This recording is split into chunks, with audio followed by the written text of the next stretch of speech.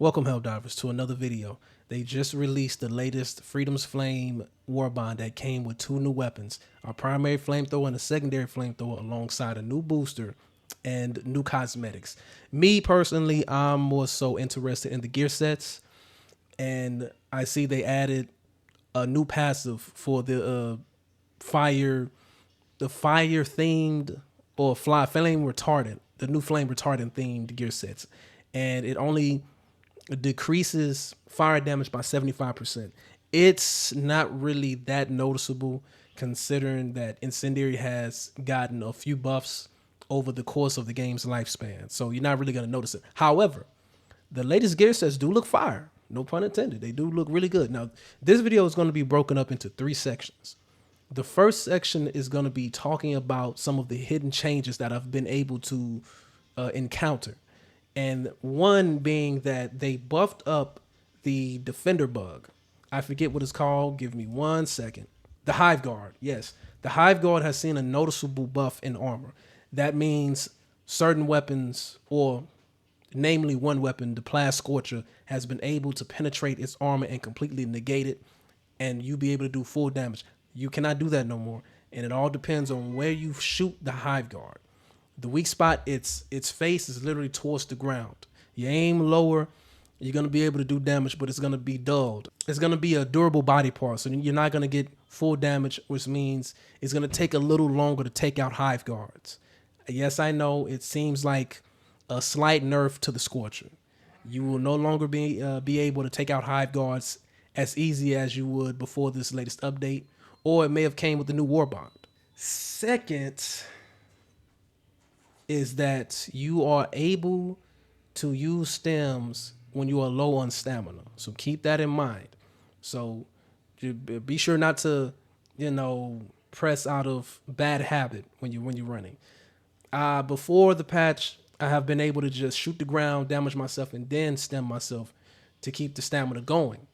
However, you can just straight do that when you any type of percentage low max stamina. Another one is a increase in enemy spawns, or increase in enemy frequency when it comes to the Hive Guards. So they are more frequent now and in bigger and greater numbers. However, I've seen a noticeable tiny decline when it comes to hunter packs.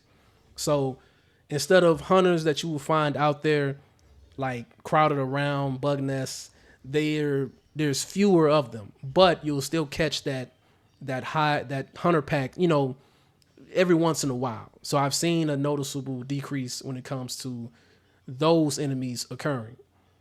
Another one is the newest chargers seems to be rare encounters.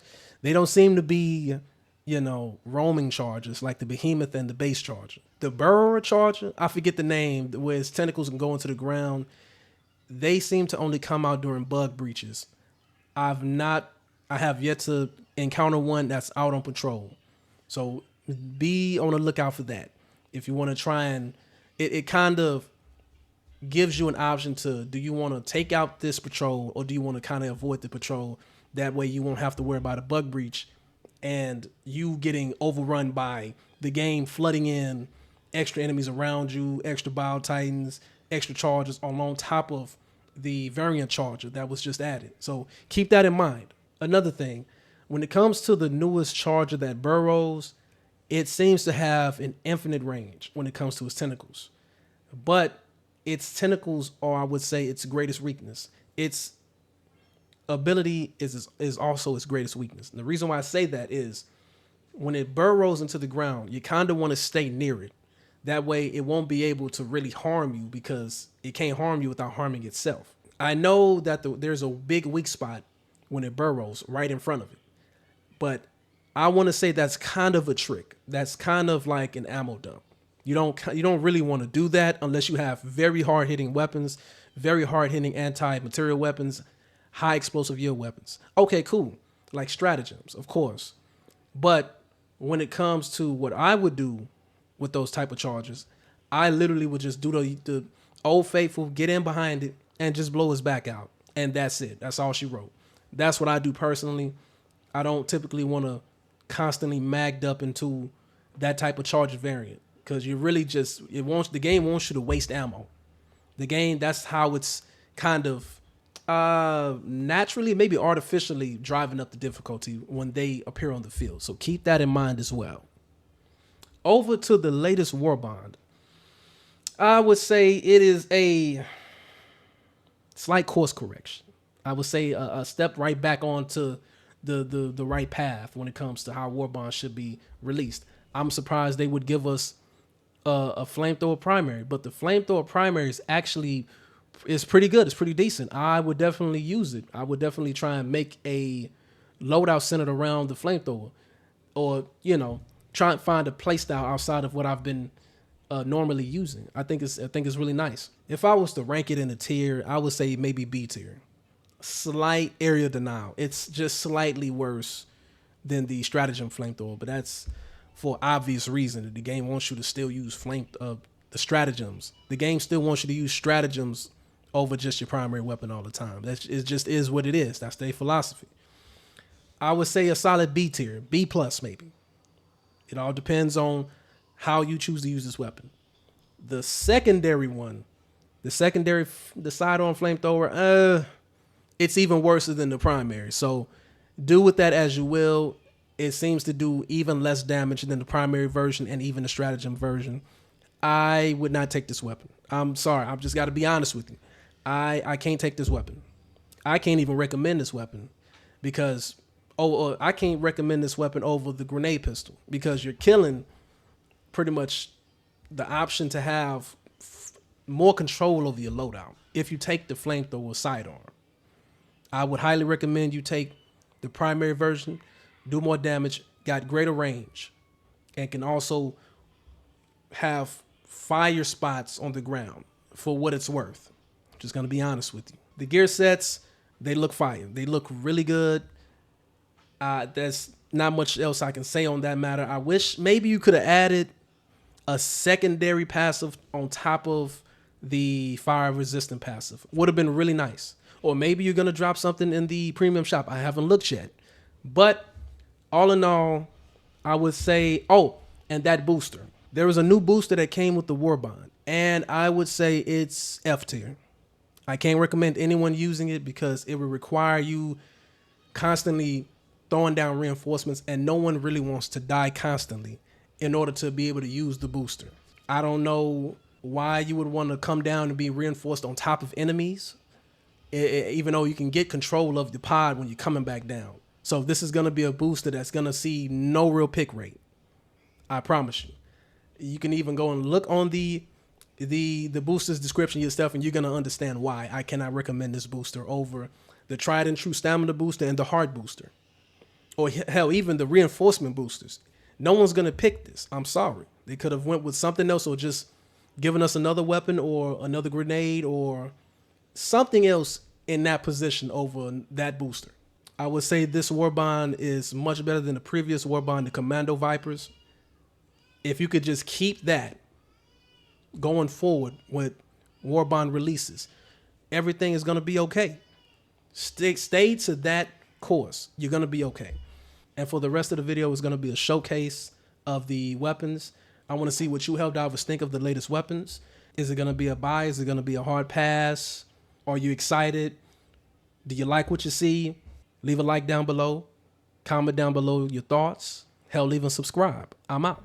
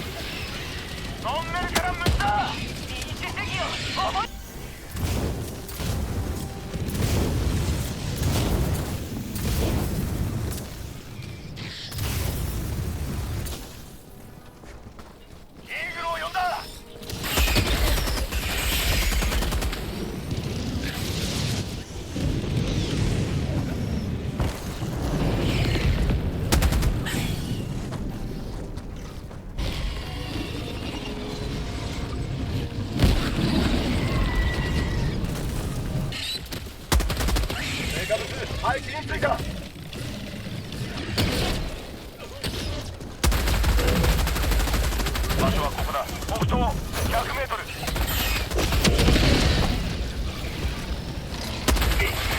よく味わえ。要請を確認。増援を移送する。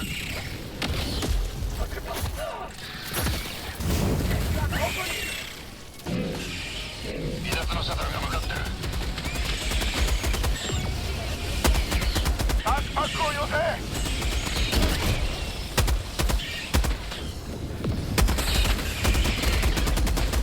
支援武器を要請する。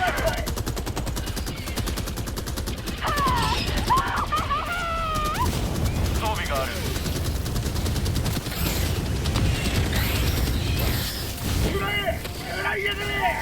到着まで残り1分30秒。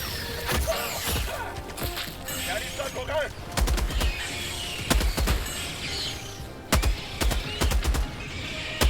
到着まで残り30秒。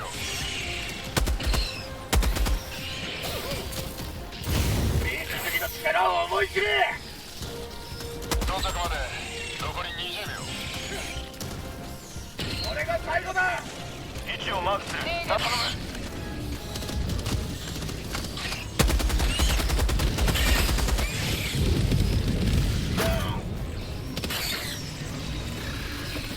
ペリカン1発進準備。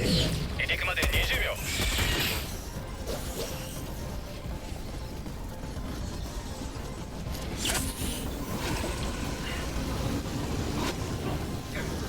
離脱完了。ペリカン1上昇する。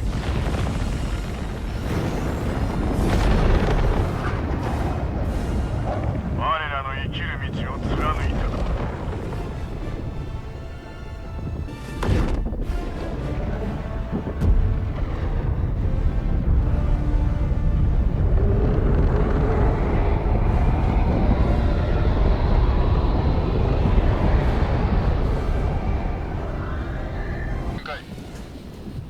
機動攻撃要請。機動攻撃を頼む。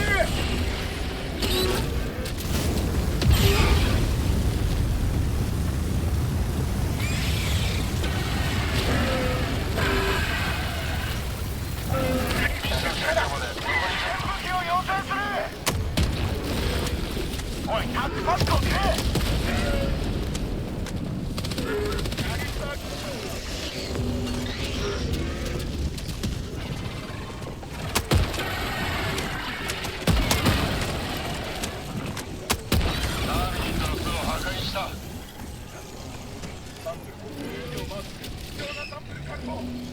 トンネルから無視。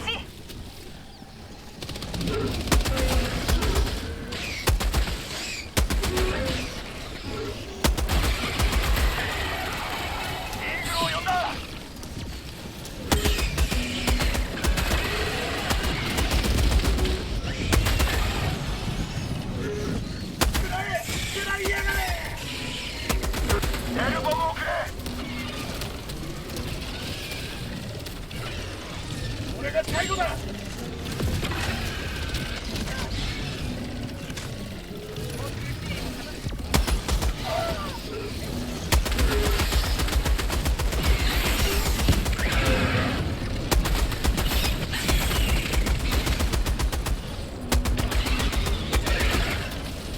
成果物なんと近いぞ。機動攻撃。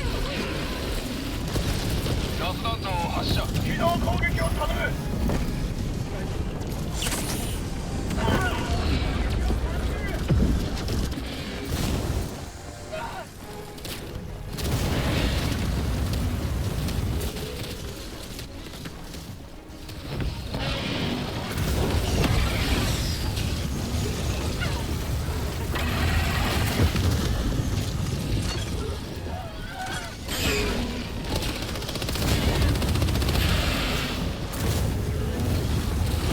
東近い。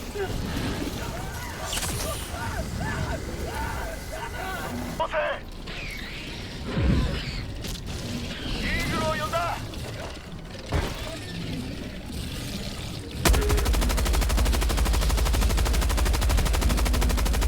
何かある。俺が最後だ。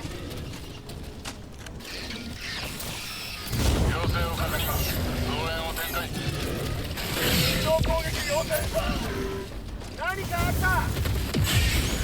現実味をよく味わえ。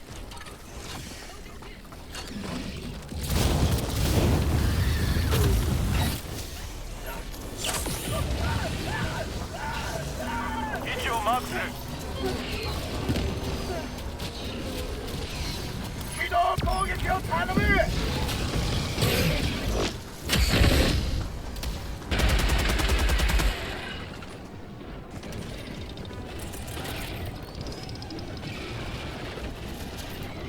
機動攻撃を頼む。機動攻撃要請。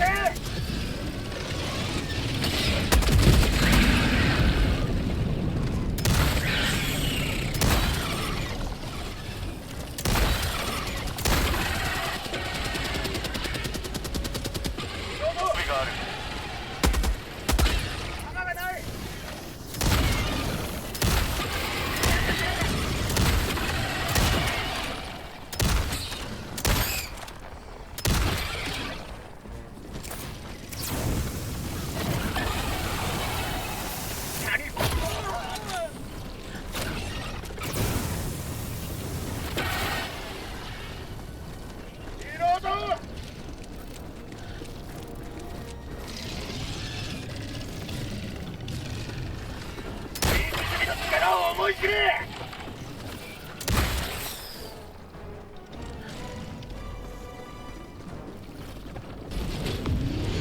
要請を確認。増援を展開。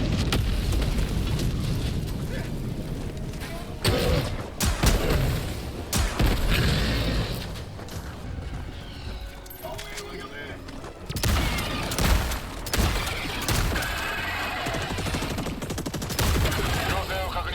増援イルンデストロイヤーが船体を離脱。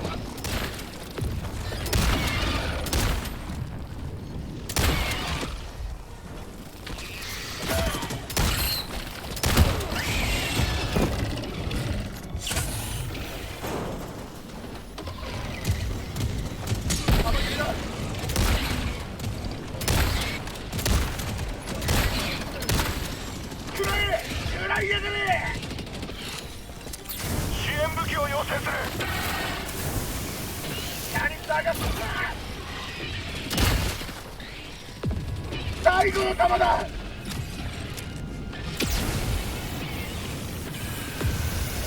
キャニスターが体を呼んだ。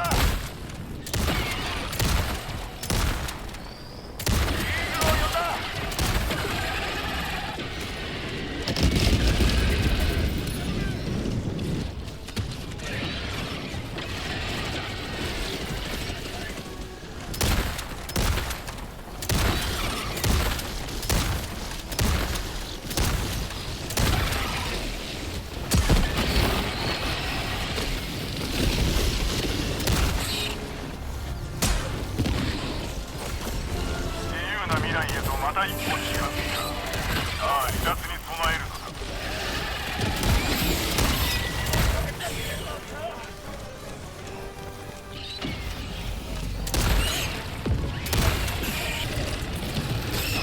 機動攻撃要請。応答要請。